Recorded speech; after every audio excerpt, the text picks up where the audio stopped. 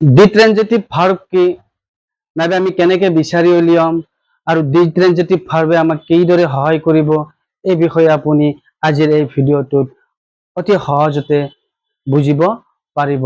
আৰু আপুনি যদি সঁচাকৈ ইংৰাজীৰ বাবে আগ্ৰহী তেনেহ'লে আপুনি মোৰ কথাখিনি নোট ডাউন কৰি ল'ব পাৰে আৰু ইয়ে আপোনাক যথেষ্ট পৰিমাণে ইংৰাজী শিকাত সহায় কৰিব।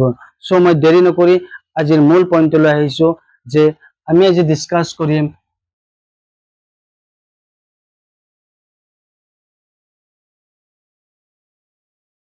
ডিট্ৰেনজেটিভ ভাৰ্ব। চ' এতিয়া কুৱেশ্যন আহিল ডিট্ৰেনজেটিভ ভাৰ্ব মানে কি?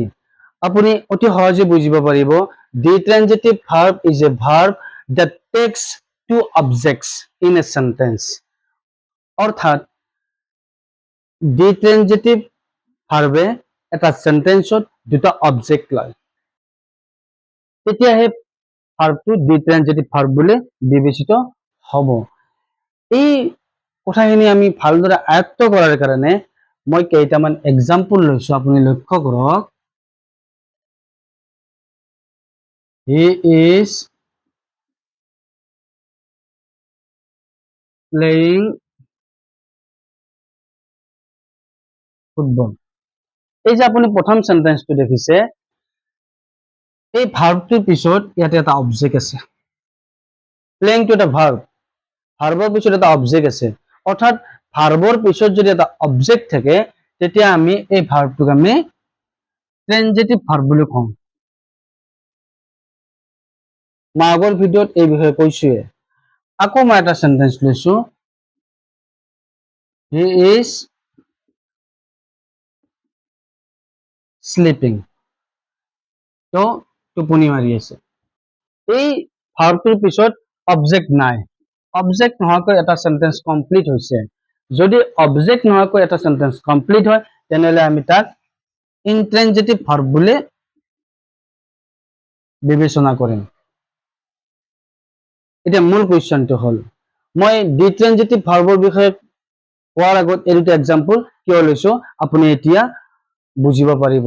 সেইটো কুৱেশ্যন হয়তো আপোনাৰ মনত আহিছে যে মই কিয় এই সেন্টেন্স দুটা লৈছো।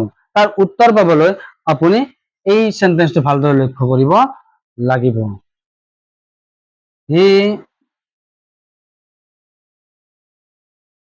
bought me a mobile. এই সেন্টেন্সটোত বটটো এটা ভার্ব, ইয়াতে মিটো এটা অবজেক্ট, এই মোবাইলটো এটা অবজেক্ট। অৰ্থাৎ ইয়াতে দুটা অবজেক্ট আছে। যিবিলাক সেন্টেন্সত দুটা অবজেক্ট থাকে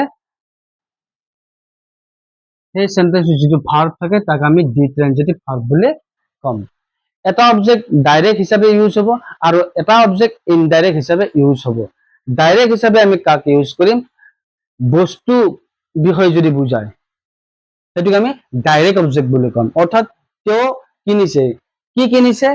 মোবাইল কিনিছে। এই মোবাইল বস্তুৰ বিষয়ে কৈছে, সেইকাৰণে এইটো এটা ডাইৰেক্ট অবজেক্ট।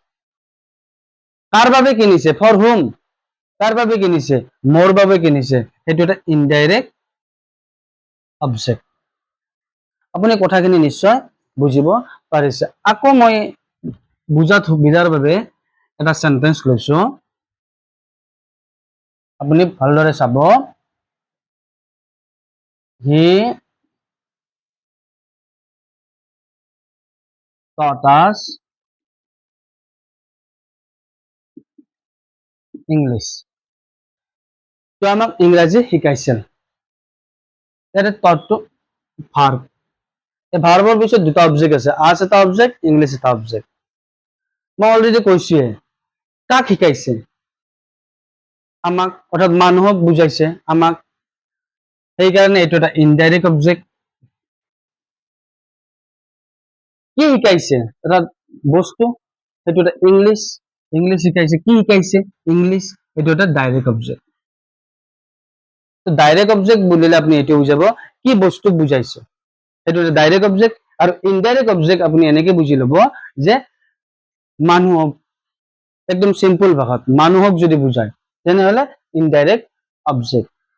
এইখিনি হৈছে ডাইৰেক্ট অবজেক্ট আৰু ইনডাইৰেক্ট অবজেক্টৰ ফৰ্মুলা।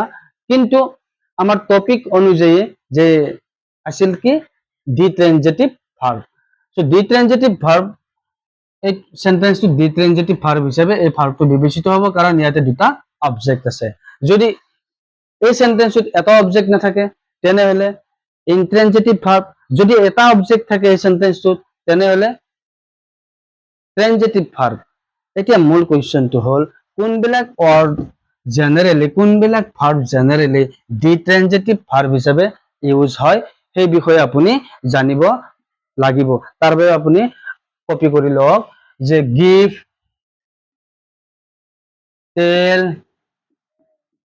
শো, তাৰপিছত ব্ৰিং, প্ৰমিস, টিচ, অফাৰ, এইবিলাক ওয়াৰ্ড জেনাৰেলি ডিট্ৰেনজেটিভ ভাৰ্বত বেছিকে ইউজ হয়। ডিট্ৰেনজেটিভ ভাৰ্বে এইবিলাক ভাৰ্ব বেছিকৈ ইউজ কৰে। এইখিনিয়ে মেইন পইণ্ট।